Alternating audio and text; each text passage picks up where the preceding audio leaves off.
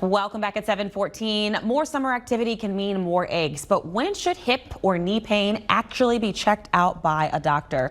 Dr. Hunter Hood, orthopedic surgeon with Touro, joins us this morning to discuss what you should be watching out for, not only in the summer, but always. Dr. Hood, thanks so much for being with us today. Let's start off with the difference between normal hip and knee pain that you could just push through versus when things are severe and you should be talking to a doctor. Yeah, so I mean, we have a lot of active people in our community, and it's normal to have hip or knee pain, some soreness after strenuous exercise, but if you're having persistent discomfort after activities, or more specifically pain without activities, that's usually a sign that there's some pathology. And persistence is the key word there. So let's talk about that persistent pain. You're sleeping, Yeah. you have debilitating pain in your sleep that's waking you up, that's affecting your sleep in the middle of the night. Talk about what a visit to an orthopedic specialist looks like. What are you going to be doing?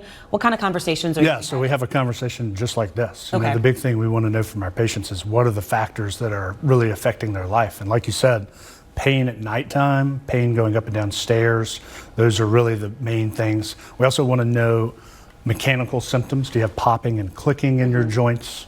And then typically, you know, our visits involve getting some imaging and reviewing that, examining the joint, and then really the goal is to find a diagnosis to determine what your problem is. And typically after that imaging, that conversation that you have in depth with your patient, you either go the route of physical therapy or maybe even joint replacement surgery and therapy. Talk about how you help to determine which avenue to go down with. Yes, I would say it's a spectrum. I think the big thing, that the big misconception is that all knee pain is created equal. It's important to get a diagnosis. You need to know exactly what the problem is, and then that dictates what you do. So we have a lot of tools, you know, anti-inflammatory medications, icing, rest.